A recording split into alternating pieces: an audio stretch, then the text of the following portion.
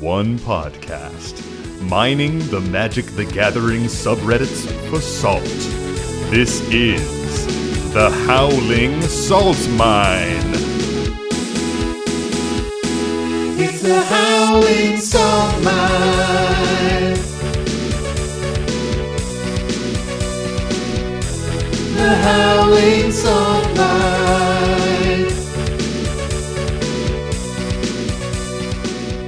Well, welcome back to the Howling Salt Mine podcast. This is the podcast where we are delving into those salty mines of the Magic the Gathering subreddits. We're looking for the richest veins, the richest posts down there. We're going to take them, put them in our little mine cart, bring it up, and see what we get. As always, I am your host, Sam, and I'm joined with my co-hosts, Mike and Tony. Say hey, guys. Heyo. Hi. Excellent. That's it. That's This good. time. So I good. like that. And today is an auspicious day because we are also joined by a guest, and not just any guest. We are joined by Joe Johnson from Tabletop Jocks. You've seen him on Command Zone. You've seen him on game nights. You've seen him hanging out with Post Malone. You've seen him on multiple commercials, probably during the Super Bowl as well. I mean, Joe, you're getting into everything, man. We see you all over. Say hey, man. Hey, what's going on, y'all? How you doing? They can't answer back. I don't know why. I'm talking to you guys, but then I was also talking to the people, and that didn't make any fucking sense. So They'll send us fan mail specifically at you and be like, I'm doing well. I'm doing well. It's like, he's not going to see this. So, shit. Yeah, don't actually send us that fan mail, listeners. Please don't do that. Just get spammed. Now that I asked them not to, we're going to get tons of those. Oh, that's hilarious. So, Joe, we love to kick off any guest spot we do with just a couple quick questions. This is our brief interview portion. So the first one is, how did you get into Magic? I got into Magic. Okay, so I was working at, believe it or not, it was like almost like Disney for airplanes. And we were working in this theater troupe, and it was me and some buddies, and we all had to pick aviators that we were like doing research on. Obviously, I picked Tuskegee Airmen because fucking reasons. Hell yeah. And we had to kind of walk around the space and do like a little monologue. And that's kind of it. We had like 2 slots that we had to like fill. And then the rest of the time we were there, it was for research. And so we basically got paid for 8 hours for 30 minutes of work every day. Nice. Amazing. But we had to be in the building until the next summer when we had to be like, oh, I'm going to go off campus and do research. So I'm going to go clock in. But then, hey, neither here nor there. So while we were there, we were all kind of bored as hell. And my buddy was like, hey, I'm going to teach you how to play Magic. And you're going to learn how to play World of Warcraft. This is obviously before I met my fiance because I wouldn't have had that much time. And so that summer, it was like right before we met, actually, like 6 years ago. So I learned how to play. Then I go to my other job. I was like working on these jobs, and I'm talking to a coworker about it, and I'm all hyped. I'm like, man, I just started playing this game. It's fucking Magic. We're doing spells. It's like crazy. And this guy overhears, and he's like, oh, were you guys just talking about Magic? I'm like, yeah, man, you want to fucking get into it? Like, you know, I'm all like opposite gatekeeping. I'm like, I don't even fucking know you. Let's fucking play. Yes. It's wide open. And he's like, oh no, I actually, I stopped playing a long time ago. I have all these cards sitting at home. I just haven't found anyone to give them to. You seem really enthusiastic about it. Like, do you want to just like have my collection? I have daydreams like that. That's where you got your Power 9? He didn't have Power 9, but he said, I sold all my really expensive cards, which I didn't know at the time what it was anyway. Yeah. And so I take it to my buddy Jay's house, who he's taught me how to play, and we split the collection. He didn't charge me anything for it. He was like, hey, as long as you keep playing, it's all good. And I was like, damn, like, you don't fucking run into people like this. That's it was just insane. like almost like not even real. It was just like I don't believe in like, all the bullshit, whatever. I'm not a Bible person, whatever. But it's almost like as if like it was like some like quantum leap shit, like fucking his job was to just come out and give me this box, and then he fulfilled and then got the fucking leap. Amazing, dude. So So we started playing then, and we literally like split the collection down the middle. And there were like fetch lands, there was Caracas, and there was all this Oh my like God. dope Oh my shit. God. So I got a fucking head start. Yeah. And that dude said he sold his expensive cards. Like, what else was in there? Right? Yeah. Like, that's You crazy. had to have like power and like Yeah. fucking time bolts and Yeah, shit. leave these and, fetch lands in there, whatever. Yeah, like this Trash card. Yeah, this trash card. Just throw this at this random guy. He doesn't need this. That's amazing. Also, wow, Magic and World of Warcraft from the same friend. That friend is getting you addicted to the two most heavy drugs of nerddom in a single event. Man, that's intense. I mean, we had a lot of downtime. Yeah, right. Oh, that's awesome. Do you have any like pet cards from that like original collection of stuff that you got? I do. Balthor the Defiled Oh, was yes, love it. one of my pet cards. Viscera the Dreadful. What else was in there that I was like, oh man, this looks really cool, and it's not that good. Spike Peter. It was like, oh no, it was the one. It was like one red, and then I think you do an ability where you put a counter on a land, and then when person goes to other upkeep, they take a damage. I know the one. I don't know what the one. but you know what I'm Blaze saying. counters on Obsidian stuff. Fireheart. Yes, Obsidian Fireheart. Yeah, I was like obsessed with that card. I was like, oh my God, I'm just like blowing up all your land, doing all this shit. Man, I also love racked that on your card. upkeep. Yeah. That card is so bad. Yeah, it's not a good card. Oh, that is awesome, man. So the other question we like to ask our guests is, what makes you salty? Honestly, slow play. Oof, when people don't fucking know what they're doing or don't know how to like play their decks out. Yes. And when someone takes when someone takes like more than 3 turns in a row, I auto scoop. Yeah. I'm just like, I'm good. I'm not gonna sit here and watch you. Like, and it's like the slow play with the extra turn. I'm just like, I'm gonna go find some other people to fucking play with. And I'll go through like 3 or 4 games with another group, and I'll look over and see everyone just miserable at the same table. And I'm like, are y'all playing that same game? They're like, yeah. Watching this dude trying to fucking figure out what's in his deck. I'm like, at that point, just tell me, and I'll just believe you. I don't care. Like, it's not that important. But yeah, multiple extra turn spells. Like, if you're not winning after that, like, what went wrong with your deck building? Yeah. Well, that's the problem, right? It's like non-deterministic, and you're on your 3rd turn. It's like you don't know that you've won. Like, you got to keep doing it. I have to figure out the combo because I have to do it. It's like no. Just tell me what it does. I don't care anymore. It's like, no, but I want to show everyone. I was like, okay, you're just jerking off now. Oh, man. Amazing.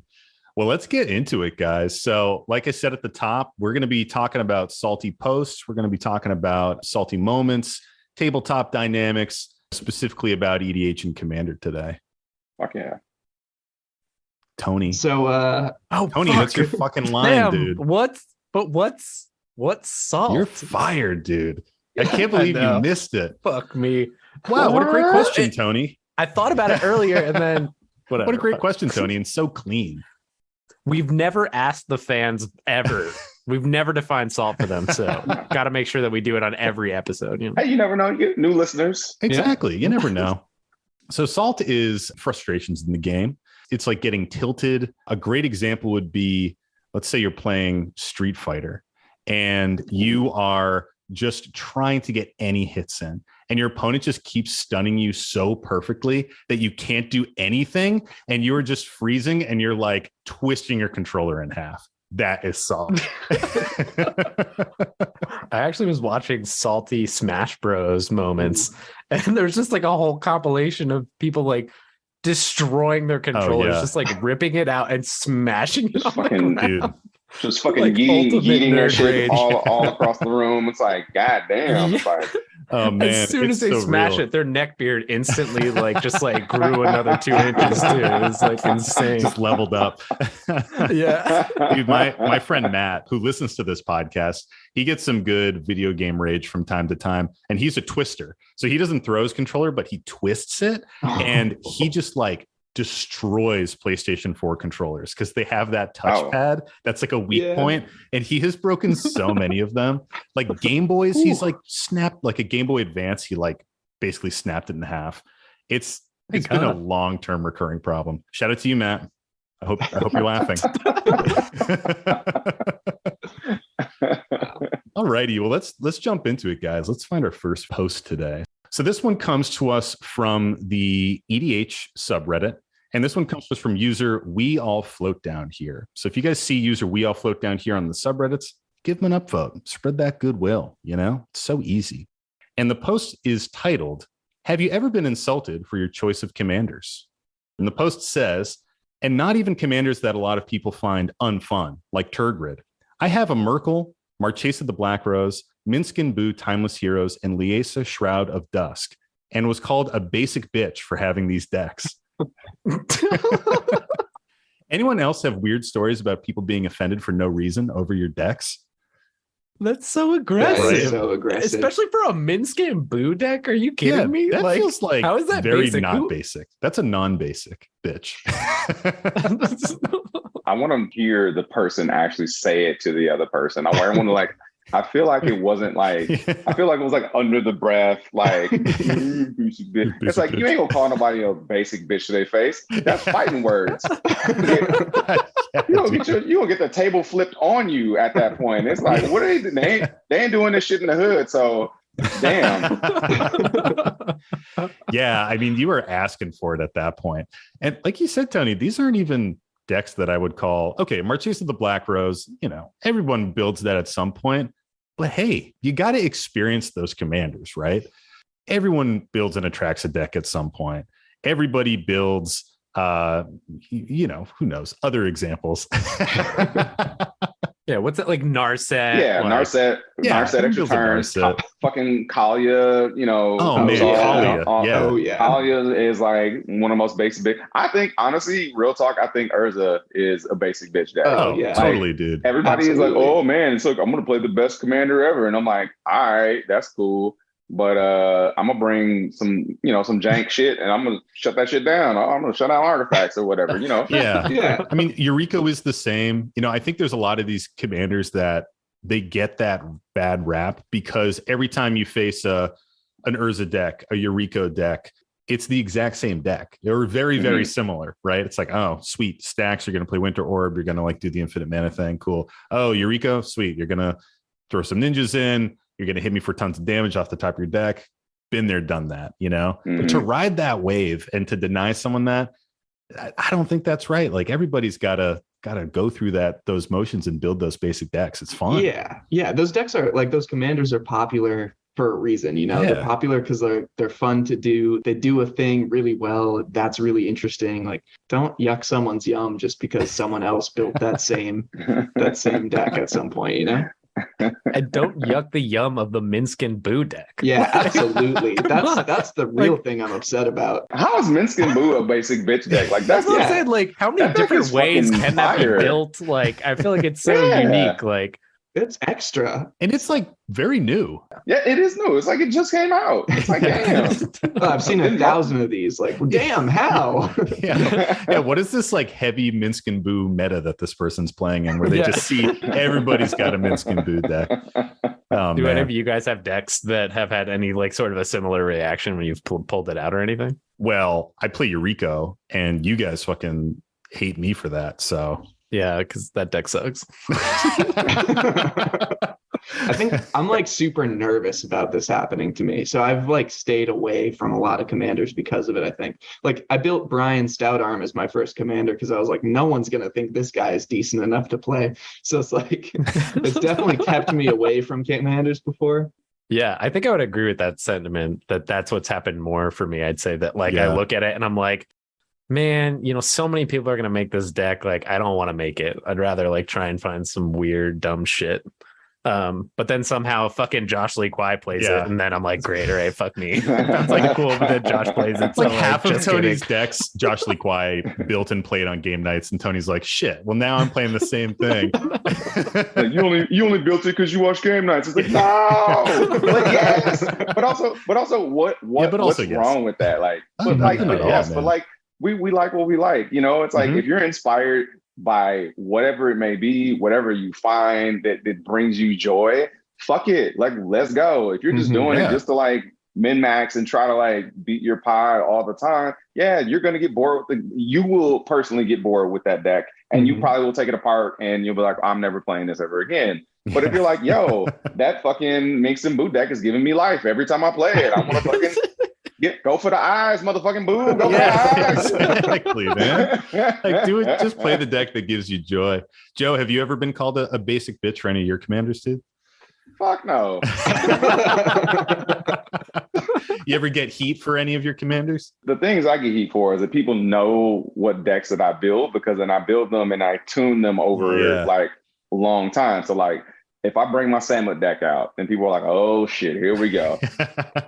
And it's more just like, okay, I know what to bring to the table because I know what that deck does. And you are literally trying to kill somebody in the middle of their turn. Yeah. And I'm like, yeah. Sure. I do get a lot of shit from my Sithis deck. Every time I play Enchantress, Sithis, everyone's like, you're just going to fucking draw a shit ton of cards and beat our asses and fucking pillow fort. And we're not going to do anything. And it's like, you can just hear the progression of the table get worse and worse and worse as I start laying down little Ghostly Prison and Blind Obedience and just like little shit, and then just drawing cantrips off of it. And like, no one wants to kill Sithis because she's just a 2-drop. I'll just cast her again. Exactly. Like, God damn it, I don't want to waste my removal on Sithis. And I'm like, nope, you don't. And then I give her all hexproof, and it's just like, God damn it.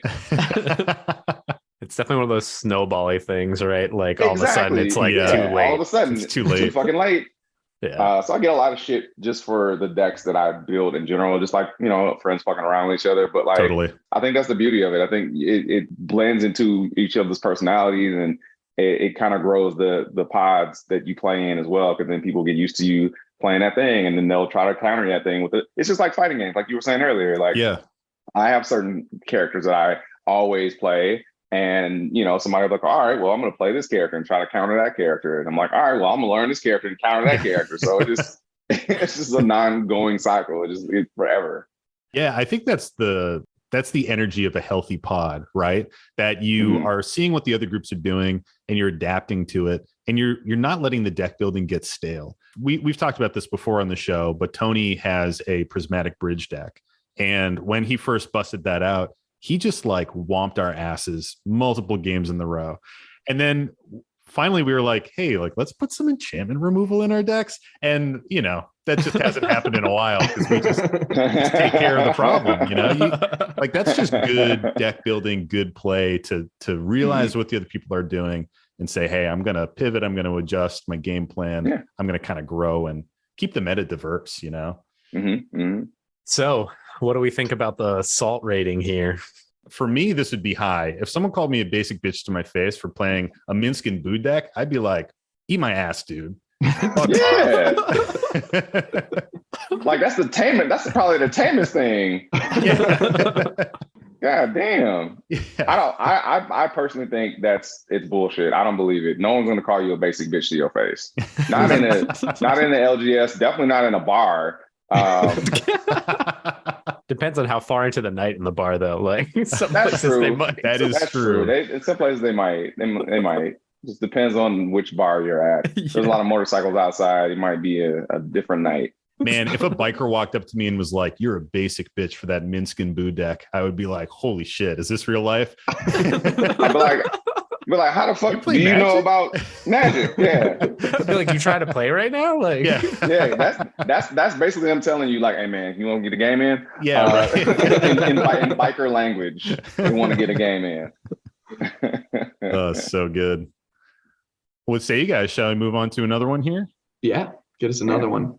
So this one comes to us from the EDH subreddit. This one comes to us from our beloved sticky weekly post, Monday morning. This is where people come and they can vent about their play group troubles. This has since recently been discontinued, Joe, and we were like raging about it on a previous episode because this is like one of our favorite places to go. But oh well. So this one comes to us from user Acheros. Hopefully I'm saying that right. If you guys see user Acheros on the subreddits, give them an upvote and spread a little bit of that goodwill. And the post goes, I had some great games this weekend, but they were all kind of spoiled by the same guy. I played with the same group all night. And while the other two guys were great, and I play with them regularly, the fourth guy was a total spoil sport and whined about everything. Attack him because he's the only one open and I needed an attack trigger? You're attacking me for no fucking reason. Use a mana drain on him because he played a high CMC spell and I needed the mana next turn? You guys don't let me do anything. The only game he didn't complain was a round where literally nobody attacked him all game because our decks didn't need combat to win. So dumb. I miss it in the So meeting. dumb. This was this like at an LGS? It's not like in their typical pod or whatever. It sounds like an LGS game. Yeah, yeah. That's usually where the salt happens. Yeah. Yes. The mana drain I can sort of see, but I feel like people get so fed up about just like a sprinkling of commander damage or like a combat damage at all. It's like, Yeah. you hit me for 4 damage. What the hell? It's like, okay, it's 4 damage. Like, chill out. It's not gonna. It's like, kill do you want the game to go for 5 hours? Like, the point is I must kill you at some point. Right. I want to touch on this because this is something that I've seen a lot in a lot of different pods, and especially when I'm playing over spell table or I'm a guest on someone's streaming thing. Yep. If I have a fucking Llanowar elf, I'm gonna hit you with it if you're open. That's just how, mana, right? that's how combat works. If I got I'm not gonna pass my turn. I'm gonna fucking hit you for 2 because Yeah. you might go down. You might fucking Adnaz. I don't know. I'm gonna hit you. Like every deck that I have is a fucking combat deck except for like 2. And so I definitely have been on the receiving end of someone getting mad at me for swinging at them, and you just have to look those motherfuckers in the eye and be like, I'm swinging at you. What you gonna do about it? You don't have any blockers. Okay, cool. So damage resolves. Yeah. On to the next. Yeah, this is called the combat phase. I don't know if you've heard of this before. There's a whole section in the rules all about it. Like, Yeah. All part about of the it. game. It's like, and it fucks up too. It fucks up a lot of decks because like some decks that are focused on that, people take it personally. No, Oh, yeah. This deck wins through combat. There's also combo, there's also mill, there's also a lot of other shit. But this deck wins through combat. The hardest thing to do in EDH. Yeah. I'm gonna kill each and every one of y'all through combat. This is fucking unheard of. So yeah, I'm gonna swing at you with my fucking Llanowar elf. Like, get wrecked. And the crazy salt you see for that 1 damage is like insane. It's like you still have 39 life Yeah. left. Like, chill out, man. Life is a resource. Oh, and this bullshit where people are like, well, let me roll to see who I'm gonna swing at. Oh. No. Pick someone and swing at them. Yeah. That's it. Stop rolling to see who you're gonna hit because you feel bad. No, fuck that. Pick a person, swing at them. They get mad, whatever. It's a fucking it's combat. I've got some one piece in favor of the roll for combat is you don't get any of the salt blowback. It's like if I rolled a pick, no one's gonna be mad at me. It's like, sorry, man, the fate's decided. At least you got that going for you. To a degree. If I have a fully loaded Rafik of the Many on table that can knock out any player in 1 hit, I will roll a die and just be like, who's gonna die? And then send them out. But I have also seen that dice rolling thing totally fuck up games before. Like not to throw him under the bus, Pat, one of the other guys in our pod, one time did a roll and like just hit me for a lot of damage. And then the person that could have been knocked out, I think it was our friend Nick with his crazy Neheb deck, just like steamrolled us. I was like, why didn't you just attack Nick, dude? It's Why like, don't you I just rolled use the your die. brain? Yeah. But also it's like sometimes you go and you do that and you roll a die and then they're like, the person that it's selected, they're like, oh, I wouldn't do that. And then you're like, okay, never mind. I'll just attack Tony. Up to die. Happens frequently in our Politics. pod. Like, Yeah. Politics is a thing. yeah. Yeah. I do think that's interesting though to touch back on the earlier point of like you have no blockers, you can't do anything. Like you either need to run more removal or run more creatures so that you Yeah. can block. Or just stop being open. Fuck it. They're just like, oh, what? Like, are you really gonna hit me? And you're like, yeah, I already said Yeah. I attacked you. So like, They're already does it in- resolve? they're already in Yes. combat. Question mark. Like, move Yeah. on with our lives. People need to accept that is a part of the game. Hey, if there's a blue person at the table, you're probably going to get hit with a counterspell at some point. Like Yeah. it Or a just psych happens, riff. you know? Yeah. Yeah. Oh man. Well, But that's why you that's focus a little- on the blue we can be player. salty about that though. Yeah. Well, that's what I'm saying. Like, people don't understand. Like, okay, so like, here's a lot of bad threat assessment I've been just privy to in just in general is that if you leave the blue player alone, as if you're casting Time Walk on them. Yeah. You're a fucking Power 9 card on them. So if you don't want to cast Time Walk on the blue player, make them use their resources, because if they don't have cards in hand, a blue player is not scary anymore. Yeah. It's like, oh, you don't have shit in your hand? You just top decking? I don't give a shit. You stay over there then. I'm gonna focus on these other guys. Tony, do you want to say your favorite line about blue players? Blue is a trash color for trash players. Yeah.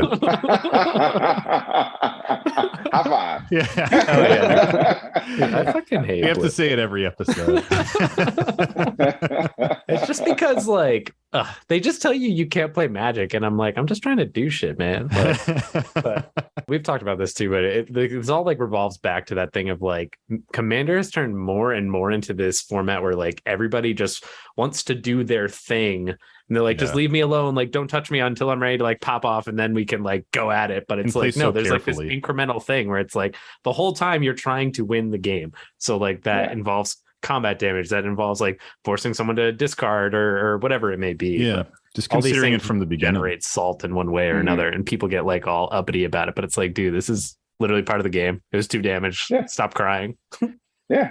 I hate this kind of salt because if someone is complaining and whining this much at your table, it's going to make you salty. It's like they're sprinkling everybody, because all of a sudden you're seeing them getting pissed off. You're starting to feel like defensive and frustrated. And then the energy is just off, man. You know, like that's the kind of person that brings a table, just like what this person said in their post, kind of ruins the game. Mhm. Night, you know, you can have Yeah, a couple cool people at your table and one person who is just super salty, just a little salt monster sitting over there, and they're just going to ruin it all. Yeah. It fucking permeates throughout like the entire space too, because like there's multiple tables going on, or people yeah. just walking around having a good time. It just fucking permeates. And like, I will say this: don't be afraid to tell that person, get the fuck out of here. Like, we are having a great time. Like, take your ass home or somewhere else. Like, go away. Yeah. At that point, you have permission to gatekeep, because that like gatekeep. They're ruining your fucking fun. Like, if everybody's on the same page and they're not, if you know, fucking try hard or fucking negative Nancy, kick them the fuck out. Yeah. Gatekeeping is not okay unless it's with assholes. Then you can gatekeep Yes. all you want. Then you can keep all you fucking want. Never okay to punch someone until they say they're a Nazi, and then you beat the shit out of them. It's okay. Yes. So true. Oh, my man, God. so So- true.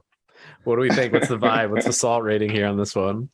Yeah, Joe, what's your, well, Mm. I'm asking you right as you're taking a big drink of water. What's your salt rating on this one, man? Oh no, it's okay. It's fucking hot. I'd say a little less than the other one, because like I still don't believe somebody called someone a basic bitch. I just That's imaginary salt. That's definitely gonna be the title of the episode. Basic bitches. Blah blah blah blah. blah.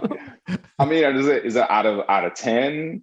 Like, Oh, anything. Sometimes we say a full salt shaker. Sometimes we say it's a McDonald's salt packet. Or to like food, or like something that you've had that's salty in life. Like we're pretty big on the metaphors here. It's pretty loose. it's like 5 full salt shakers. I'm gonna go 2.5 salt shakers out of 5. There we Yeah. go. That's awesome. Yeah. Right in the middle. That's right probably where the we most like it. concrete salt rating we've gotten this entire time. Yeah, I think don't one of my get used favorites to that, was like some listeners. sprinkling of salt on the top of a roll you get at a restaurant. So it's like however you define it. Yeah, however you do it. For me, I think this is definitely like almost a full shaker for me. I'd say this is like a knocked over shaker of salt, because some of that salt spilled out on the table and got all over everybody else too, you know? Like we said, this is the kind of person that brings their salt to a table, is just being like kind of pissy about very minor things that are just a part of the game, and just bringing the whole vibe down, you know? And I've been at stores where if this has happened to me, almost even cringier, you've been at a store where it happens at the table next to you and you're just like, shit, like what's going on over there, you know? Yeah. And the whole store gets quiet, and then it just, that salt affects everybody, you know? We're all tasting it the next day. Yeah. For me, it's kind of like a bag of salt and vinegar chips, which I do like, but it's like you're watching it and you see they've got it like all over their hands, and like they're in your house, like somebody's come, they brought it, and then they sat down on your couch and they're just like got these chips and the salt's everywhere, and they're like they're thinking they like wipe it on your couch, and you're like, Oh, man, like, come on, you're ruining the time, you're ruining the everything. What's your take, Mike? Yeah, I think this is like you salted, one item of your dinner, of your delicious dinner, and now you used a little bit of that on everything, and it's just completely fucked. And you should just throw out your dinner and try a new one. An oversalted meal. Yeah. Hate to see it. You hate to see it. Well, let's move on to another one, guys. I got another one right here. This is a nice and short one. This one comes to us from the EDH subreddit again. If you notice, Joe, we rarely stray from the EDH subreddit. Sometimes we do, but that's kind of our safe space. The Magic TCG subreddit, they downvote you over there. They don't like us. Oh, damn. Hate us. They do not like Haters. us. Yep. They Hate us because of anus. Exactly. So this post is from user Bardazerok. If you guys see user Bardazerok on the subreddit, give him an upvote. And the title is, "Was I in the wrong for this?" And the post goes, "So I was playing with my Ishin deck online. My opening hand was ungodly with 3 lands, a signet, a Mox Diamond, and a Strip Mine. I forget what else. Turn 1, I play a land in Lotus and into my signet. Turn 2, I play Strip Mine and target the blue player's 1 island. In response, this person just types, 'nah,' and quits. Should I have done something else? Was that too mean-spirited?" Yo, of all don't know. people, I fucking hate blue, but like, I mean, turn 1 strip mine seems aggressive. It was a turn 2 Strip Mine. Oh, It was a turn 2 Strip Mine. yeah, but they only had 1 island. I haven't seen the land that when you play it says target player loses the game, but damn, that's pretty close. Yeah, Right? That's a good move. If you can play and activate 1 non-basic land and remove a player from the game, seems pretty powerful, you know? but I would say it depends on the meta. Like if that was a CDH game and everyone had like rule 0 and talked about it beforehand, like, hey, Totally. let's bring the bullshit, let's bring the noise, don't fuck around, no holds barred, Kumite style. That's some Kumite style shit, but that's all fair. You know, you gotta set those expectations. But in some like random pod with random people, I could see how somebody would be offended by that specific move because it just seems so targeted. I just feel like that kind of no holds barred mentality, some people love that shit. And obviously he didn't because he fucking scooped. So Yeah. I would also love to know the commander, right? Because that also helps a lot too. Like, I would also do that if it was like an Urza player. I'd be like, yep, fuck you. Direct. I think this could probably be a multicolor deck, and this Sure. person had a single blue source out, you know, in Yeah. addition to other stuff. Was that needed is also kind of the question. Like, Yeah. like, why not save your strip mine for later? But again, I guess, I don't know. If your intent was to get a win off of it, like, or at Seems least like get it that player did. to scoop, yeah, it definitely Yeah. did. It worked from that perspective. But Yeah, I think Joe is completely right that this is a meta dependent move. You know, if this is a CDH game, like fucking rock it, man. Hit it, strip mine that land right away. That is like exactly what you should be doing. In a casual game or something that's a little bit more casual, maybe like high power, because again, these are some pretty spicy cards. Don't see many Mox Diamonds at the casual table. yeah. But in that situation, I'd almost say, man, this is the perfect political move, right? Like you say, hey, blue player, you see what I have here? I'm not going to do this to you, and you're going to do this for me later on. You know, like you could leverage that so far. And I wonder what like the break is there. Like, is that better than just totally knocking a player out? Totally. And I think the other piece Joe was saying of like, not just what format, but like who it is. If it's the friends, and you're planning on like playing 3 more games, I'm gonna take Tony out turn 1 every single time if I can. Should at least give me the respect of saying Nick. I was like, Yeah. I would strip my Nick's land. Well, Tony's obviously going to be playing blue. I got to hit the island. No, but like if you know there's more games, like it's good, go for it. I think you got to be a little careful with some of these plays on like Spell Table or something. You might be stealing someone's one game that they get to play when they just came home from work. Yeah. You don't want to doom someone's whole gameplay experience, I think. So you just want to be a little more cautious in that setting. I think Rule Zero just really I think it eliminates salt for the most part. I'd say like 90% salt can be at least mitigated with a proper Rule Zero before people start playing, because it's really, we're all here to fucking get thrown down, have a game, have some fun, maybe, grab a drink or two, whatever it may be, smoke up, like smoke weed every day. Like, you know what I'm saying? Like I said, if you're coming home and you're like, man, I'm tired, I just had a long day, I had to deal with all this shit, I'm just trying to play some games, and somebody fucking strip mines you with no fucking recourse whatsoever. You just sat down, called in, like, hey, what's going on, y'all? Let's play a game real quick. Okay, cool. I only got like 30 minutes, so let me, and then, all right, cool. That just fucking ruined my whole day. I'm gonna go to sleep now. Yeah, it's like, why did I even try? Yeah. Oh man, I totally agree. So what's the vibe? What's the salt rating here? And I think it's obviously it's got to be on the person that scooped, but yeah, I mean, this is like a whole strip mine full of salt, man. Like if this happened to me, like I think even if this happened to me at a CDH table and we were on that level, I would still be like, fuck you, man. Like, give me a break. Yeah, I would understand it, but I would be pissy. I would be pissy in my own corner. I'd be like, I know we're playing CDH, but I get the fucking play. I'm still mad. I mean, that like has happened to me. Like I've like gone to play either some like Mox and like or like a 1-mana rock, and like Nick or somebody will counter it with like a mental misstep or something. Oh yeah, and like that's the only land I have in my fucking hand, and I'm like, fuck, so me. Good. Okay, love it. Well, I guess I'll just sit here then. Okay, bye. I just need one source to like get going, but then when that's taken away, like, yeah, get fucking wrecked. But that's okay, Tony, because it's really funny for the rest of us. Yeah, it's really funny.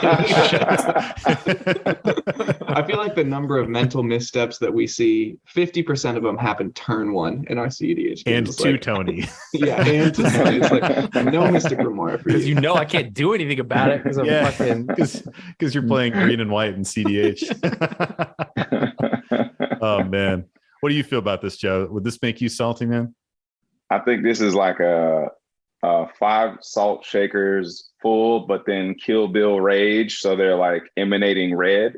That is just like, for me, if that would have happened to me, I would have been like, oh, okay, motherfucker, I'm gonna make sure you don't have any fun this game.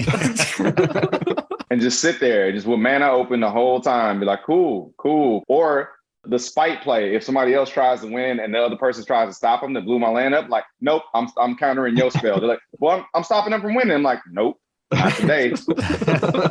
Yeah, that is the move. That is the move, man. Like, stay in the game and just ruin that person's game. Yeah, just come back at him, clap back. Because it's always so funny when someone swings at me. I'm like, look, you can swing at me, but I have this moniker.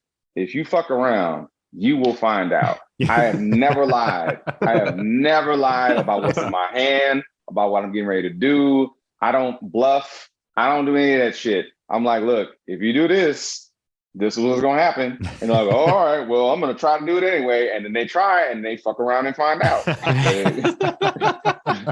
Whether it be a Teferi's protection or like you said, like a strip mine, or like, well, hey, I'm going to blow up all the lands and then piece the fuck out. It's like, I'm like, hey, I told you not to, and you did the thing. So I tried to warn you. Got to keep those promises, Got to.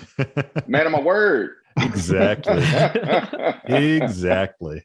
Yeah. I think this is a ramen packet this is a ramen package that showed up with like 3 extra flavor packets in it. Like this guy sat down to a table and was like, "Wait, what is happening here?" This is Put not the one amount bite of in his salt I mouth and was just expected. like, "Oh my gosh." The salt. Oh man, so good. So we're doing one more, everybody, and this one comes to us again from the EDH subreddit, and this one comes to us from user BluntyBoy13. So if you guys see user BluntyBoy13, give him an upvote, man. Just from that username, they sound super chill. Not if he's 13. He should be blunting boy. Do some homework, little motherfucker. Sit your ass down. Stop being blunting boy. That's a good point. Oh man. Oh my Get your ass god. off Reddit. I was just about to say, well, maybe it's just the year they were born, but that's worse. That's like a 9-year-old. It's even worse. That's so much worse. That's Then not they're how younger. math works. Yeah. That is way worse. Oh man. Well, Blunty Boy, make good life decisions. So the title of this post is, would I be the asshole if I add token hate to my deck? And it goes, Mike is already like, no. And the post goes, I have a consistent pod and we all play together, but one player only plays tokens. I'm talking goblins, elves, spirits, tokens. He differs from direct damage by sacrificing or entering to actually overrunning the board with tokens to clear stomp over us in combat. We all run different decks. For example, I'm running Satoru Umezawa. One is running a modified Grixis Precon remodeled into Marchesa the Black Rose, and another is running Atraxa, which was +1/+1 counters, but has become poison to deal with the token player. And for the token friend, his main deck is Lathril, Blade of the Elves. So he favors Forest Walk and direct damage. As the token player easily starts overcoming us, we've added cards in like Vile Consumption, Pendril Mists, Silent Arbiter, and other cards that give tokens -2/-2, and cards like Elish Norn, Grand Cenobite. Well, now that we've all started this and taken into consideration that he wins and is the threat a lot, he has come to the idea that we are targeting him for how he plays. We've played for a year now and just added these cards to our decks to help slow and stop him after a year of, okay, I went out of nowhere on turn 5 as soon as he lays down a card. So TLDR, one player in our pod plays tokens that can often get out of hand and is extremely powerful. So the other 3 of us have started to add cards to decline or deny some of his power. Am I the asshole? Fuck no. No. This is another one of those like get good guy. Like, Yeah.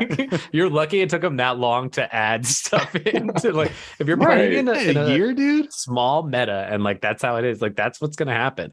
And you can be upset about it, but like then just make a different deck or something. Like, I don't know. I get that some people like to build that kind of thing, and that's cool, but like it's a card in the game. Sucks to suck. Mm-hmm. Like it exists. You need to either remove it or like counter it or something, Exactly. Mm-hmm. If you're playing a token deck and you don't at least have like some strategy of like protecting your tokens, like they're fucked. Like they're definitely gonna die. It's like everyone's ready to deal with that. Yeah. Right. As a token connoisseur, I have many. I have a cat token tribal deck. My Genie Fed deck is all cats. Oops, all cats. I have Teysa Karlov, and like I know the shit's gonna die. In Teysa, I punish people from wiping my board. So it's like, okay, cool. My shit comes in the board and dies. All right, everyone takes 12. And it's like, I don't want them to die. And I'm like, okay, cool. If you don't kill them, I'm gonna swing at them. So it's like, get like just like you said, get good. Like just figure out a way. They found a way to counter you. Now you find a way to counter that. That's just what it is. Yeah, and if you're building a deck, you just talked about tokens, Joe. I've got a Voltron deck that I love. I talked about earlier, my Rafik deck. Maybe it's a basic bitch deck. I don't care. I love it. But Voltron has big weaknesses, Mm-hmm. And if I had built my deck without considering that shit, what am I even doing? Like when you're building your deck, consider your weakness, build to cover that. Consider what kind of matchups are going to be really bad for you and try to put in some contingency plan, some other way to win, whatever you have. Yep. Like I feel for this person because I was starting, or I feel for the token player because at one point I was a new player. I was starting to build. And I remember when I built my first great deck and I came up against that first piece of resistance. And I was like, this is bullshit. Just build another deck. You just got to grow and evolve, you know? You just got to build something new. That's totally it. Like, I feel like my piece of advice for the salty token player is really how you need to evaluate this is you just made everyone's deck really bad at dealing with the combo deck you're about to build. Like, I don't care that you've got Elish Norn, Thoracle. Like, you just got to make the best out of that, you know? Yeah. And also sometimes when you have like such an insular meta, like sometimes you just need it to change. Like, I'll say Mike is probably pretty good at forcing change, at least among myself. He'll like make decks that I'm like, fuck, I can't do this thing that I've been doing forever. Cause like he makes a Yasharn deck, which is like, you can't sacrifice anything. I'm like, brutal. Oh no, this is literally every deck I fucking own. So I need to like do something different. And it's like good. It's healthy to like change, you know, what you would normally do. You don't have to like never have it again, but like do something else for a change, you know? Yeah, totally. For a small pie like that, like it keeps each other on your toes. It keeps you, you know, more involved. It allows you to think about other strategies, like you said, getting better, just in general at the game, and looking up more cards and becoming more familiar with, you know, older cards that you wouldn't think to go and gather and look up, but you're like, how do I get past this strategy? And it's like, oh wait, I didn't know. Like when I first started playing red, I didn't know red could counter blue, and I was like, oh wait, there's other counter spells. Like my Voltron deck is full of just anti-blue hate. It's just like, cool, bring your little blue deck down here. I'm gonna teach you some manners. I'm gonna teach you.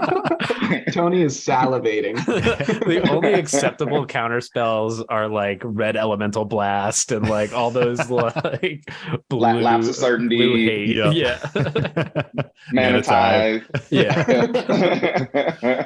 What's that? There's like one that's 2 red and a colorless burnout or something. I don't know. I can't remember. Yeah, burnout. Yeah. 1 in a red, it counters target instant blue spell. Yeah. So good. Burnout. It's like it says hush or like gotcha. No, it says gotcha. Jaya Ballard. I love it. That's so amazing. good. That's amazing. So good flavor text. Yeah, I think this kind of thing can exist in any meta, right? Like, you know, I'm not going to say that they're lower casual, but they're clearly doing some casual stuff. I definitely have felt super overwhelmed by token decks at lower levels of play. It's just strong.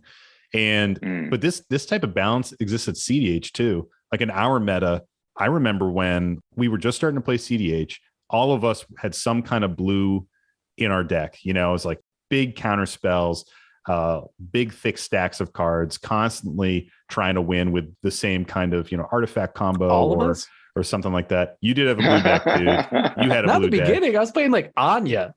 Oh, that's true. Yeah. Anya Godo, like the first one was Circu because I was sick of getting countered on every fucking thing I did. So that I couldn't play Circu and I sucked. So it was like I was like, I need to stick with what I know here. But I remember when I first brought Rurik Thar stacks to the table, and everyone was just like, how do we even play into this? Because we're so used to dropping, you know, 2-3 instants per turn. And I was like, hey, you can only cast 5 more instants this game or you'll lose because you'll just take 6 damage every single time you do it.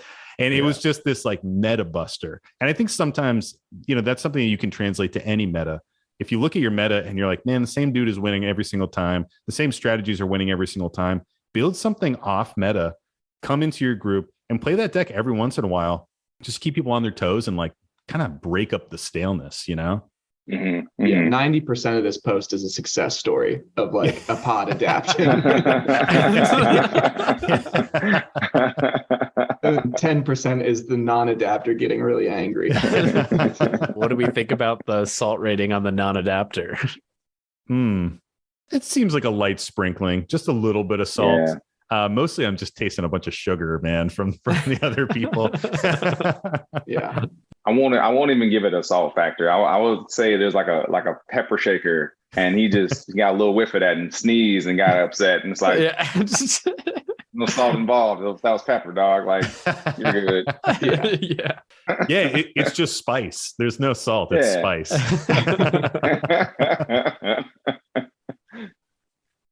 Well, is it that time of the week? Oh, man. You know it's that time of the week.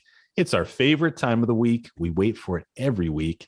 It's the time of the week where we say, Mike, what's the salty card of the week? The salty card Someday we're gonna actually. I'm telling you, We Joe. will Someday we're never gonna do actually that. have a thing. We're gonna We have will like never music have a of thing. something for there. And now I feel like I have to do it every time. Yeah. because you left You it do. in though that one fucking episode. You do have to. Mike looked at you so expectingly. He was like, "Time to sing, Tony." I wasn't gonna say it until something got sung. So You just gotta get Jennifer Hudson to come in at one time. Just pay her that one Oh, time. man. Hey, we just need you to say this line. Just How much you belt paying it me? out. Just belt it out. Here's 10 grand. That's all we need. Those 2 words. That's it. And then just boom. And then you can put featuring Jennifer Hudson on your. She probably wouldn't be down with that. She would never know though. She would never know. Yeah, She would never know. There's a lot of things with our podcast so far where we're like, we'll never be big enough for that to matter, and we just kind of roll with that. Like, Yeah, like our theme song is a pretty clear ripoff / spoof of the Final Countdown by Europe. And you know, if we ever get big enough where they sue us, that's good PR, man. I'm looking forward to that day. Also, as long as it's a parody, it's fine. Exactly. As long as it's a parody, it's fine. You're good. It's You're just good. a parody. It's all fair use. Yeah. Wouldn't it be wild if Jennifer Hudson actually played Magic and she was like, it's like I'd love to Listening in. hear. That'd be nuts. that'd be amazing. Like they noticed me.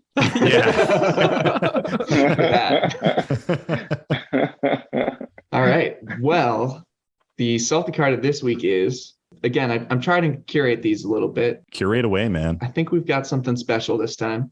Our salty card this week is Time Stretch. Ooh. It is 8 and 2 blue for a sorcery. It says target player takes 2 extra turns after this one. Oh, They're always fucking blue, man. Like fuck blue. But I don't think that card's that bad. tell us about that, Joe. You don't think this is bad? Because you can deflecting swap that shit back to you. Oh, shit. You are Yeah. so right, dude. the number of times I've waited for that kind of interaction in our CH games was very high. And I think I got it once. Like Mike casted a time warp one time and I deflecting swatted it back onto myself and it felt so good in the moment. Yeah, I'm pretty sure that was the last time that my Halden and Pocket deck was the turns deck too. Yeah. It immediately went back to combo. You Yeah. fucking swat it, you reverberate that shit, and then you fucking Mikhail's reversal, and then you're like, cool, I got 3 turns out Oh of man. what 5 mana? Yeah. Yeah. Good times. Yeah, you could like fork this. You could there's so many things you Yeah, could you do. can fork to it. take Yeah, this. exactly. Well, Yeah. to be fair, those could be the reasons that this is such a salty card. So the blue players being like, why are you stealing my turns? They're salty because it says target player. And Yeah. Right. You know, card is the bullshit. Expropriate. That's the bullshit. Oh, yeah. Oh, man. We did. That's like instant scoop. Like, as soon as people play that card, I'm like, I'm good. Yeah. Tune into episode 2 where expropriate was our salty card of the week. Yeah. Okay. There we go. I There feel we like go. this is like a similar thing though, where it's more about the card doesn't make me salty as much as the interactions that typically happen. Like if somebody has a definitive win, as we always say, I don't give a fuck, then it's fine because we don't Yeah. need to play it out. I don't need to sit here for 30 fucking minutes while you like diddle yourself and try and figure out your win. Like if you're gonna do that, then just let me fucking scoop now because I'm like over it. Yeah. Yeah, I would much rather see infinite turns than just 2 turns. Because in 2 turns, like maybe you'll get the win. In infinite turns, hey, you're Gucci. I'm done. Yeah. I think we all agree that you could just end it. But with 2 turns, it's like, man, they're going to have to play that out. And like you said at the top of the show, Joe, 3 turns. Now I'll concede to 3 turns because that's, you better be winning at that point. This is only 1 turn away from that. Yeah. That's pretty close. But like 1 extra turn, maybe someone wins. 2 turns, it's like, it's that weird zone where maybe you do have to play it out because they might just whiff. And then you're just watching someone play 3 turns in a row, which is brutal. Well, it's like if they have nothing on board too, like you can kind of assess like, okay, they're playing 2 turns is basically a ramp spell. They're just casting a really, really, really expensive rampant growth, which is totally fine. Like if somebody's going to do that shit and take 3 turns in a row and just poop out lands and be like, oh, I'm top decking drawing, I don't know what to do. Fucking take your turns. A Take your turns. desperation move. Where does it sit on the list, Mike, out of curiosity? So this is still pretty middle of the list. It's actually, I think the interesting context is that this sits right above Opposition Agent. So this is slightly more salty than Opposition Agent, according to EDH, That's not which is fucking crazy. right. That's not that's right. crazy. That is not right. Yeah. Yeah, the amount of salt I feel when I get Op Agent is Maximum. it's yeah. quite high, especially when it's a land. When you cracked your fetch Oh man. and the other player gets to be like, I have a response to your crack, which I have done and I fucking love. Op Agent is a great card. Even better when they play it. What's the one where you have to sack a land and then get another land? Oh, crop rotation? Or Oh, hair. Crop rotation, or oh my god, when you get somebody off a crop rotation, you're like, cool, you're down a land, and I'm gonna take your land. Yeah, I'll take that guy as cradle. Yeah. Yeah, for real. Right. Take your guy's cradle. Fuck. That's one of those cards that, man, I'm so salty when I see it, but I love to play it. Not that I play it all the time, very sparingly. I'm courteous with it, but oh, it's so good. I'm sure we'll cover it in a future episode too. We will. We'll get to it. What was the number on this one, Mike? Did you say that? Like what number? Yeah, out of the top 100. Place it was. Give me 1 second. So this is 27. Wow. Okay. It's kind of amazing how many extra turn spells are on that salty list. It's like people really hate that shit. People hate it, man. Yeah, because people abuse it. Yeah. I don't really know how they made this list, but like maybe that's something we should also look into. Like what defines like the salt rating for them that they put on there? They must have some metric to track it. But it's a poll. It's like a user it's just a poll. I think like once a year they open it up and they just show you cards and you can just sit on your phone and be like salty, not salty, salty, not salty, and just zip through the entire thing. I did not know that. That's pretty cool. It's a 0 to 4 vote from over. It's over 3 million votes. Damn. So it's Jesus. Pretty serious. People be there like, I fucking hate extra turns. I guess. Right, maybe there's just one guy making 1 million accounts like I'm voting all extra turn spells. Yeah. Oh man. That could be it. That is super funny. Well, that's it for the salty card of the week. Well, thanks, Mike. That was lovely and super salty. And thank you, listener, for tuning in today. And thank you, Joe, for coming on the show, man. Hell yeah, of course. Thank y'all for having me. Loved it. This is a blast, dude. Yeah, we just love that you took the time out of your day to jump on into the Howling Salt Mine with us, talk about some salty situations, some play group dynamics and stuff like that. I mean, I feel like you were kind of like one of the pioneers for really popularizing like the Rule Zero conversation, you know, so it's super appropriate to have you on the show. Hell yeah. No, I appreciate it. And we're going to have to get some spell table games in and we'll see y'all bring y'all worse. Not only that, we'll play with you in person at Magic 30 in Vegas. Oh, let's go. Let's fucking go. Yeah, hell let's do it. Yeah, we're all going out for like 5 days. So shit. Let's get it in there. We will see you though on the other side of the paywall. We did not make the cut for the other side. So we'll be like, Josh, Jimmy, over here. Yeah, we'll see you as you're walking in and we'll be like, hey. Joe, I got an idea, man. You sit on my shoulders, big trench coat. We go in, play some games. People won't even know, man. That's the way. 3 people in a trench coat. I'm down. Yeah. And then put a cat and as the helm. And we're like, I don't trust that cat. That's a big old cat.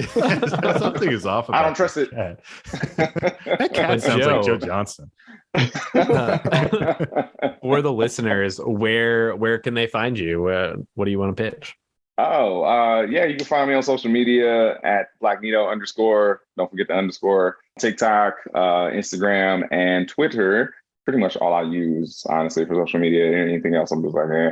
Or you can find me on YouTube at Tabletop Jocks. We're gonna be doing some cool stuff. We just wrapped our last shoot for this year.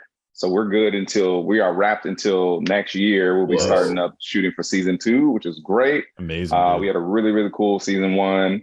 Got a lot of D&D games, got some board games in, got a lot of Magic in.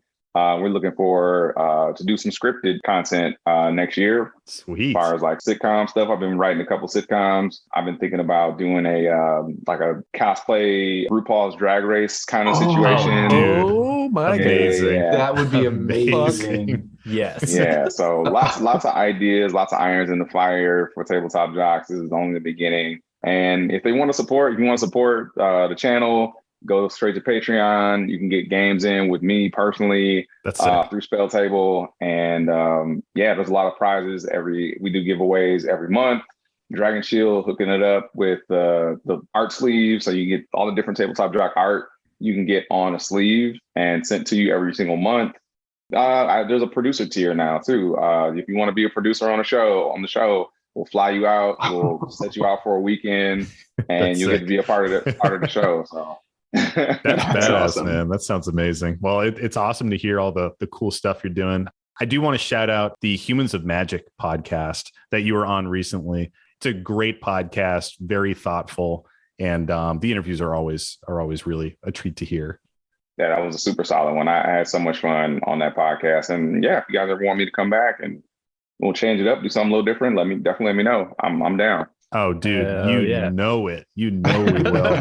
we'll bring you back to the mine for sure. Hell yeah. I'm looking forward to it.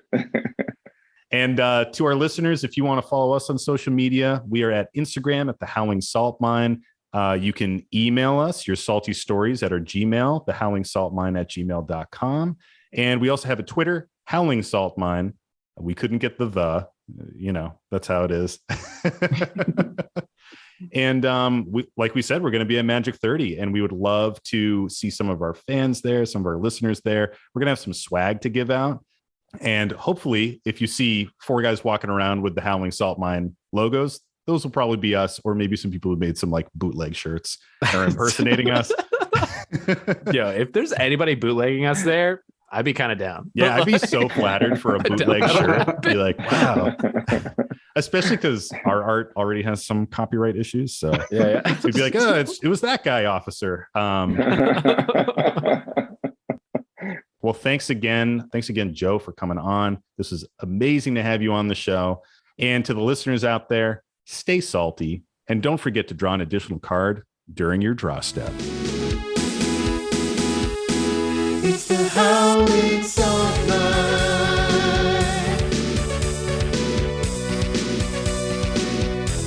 The Howling Salt Mine. So we'll take this, edit it over the weekend, and it'll come out next Thursday. Unless something like really awful happens, but hopefully it doesn't, right? fucking meteor just comes down. Yeah. Sam's laptop explodes. I'm just editing as the meteor is coming. I'm like, I gotta get it done.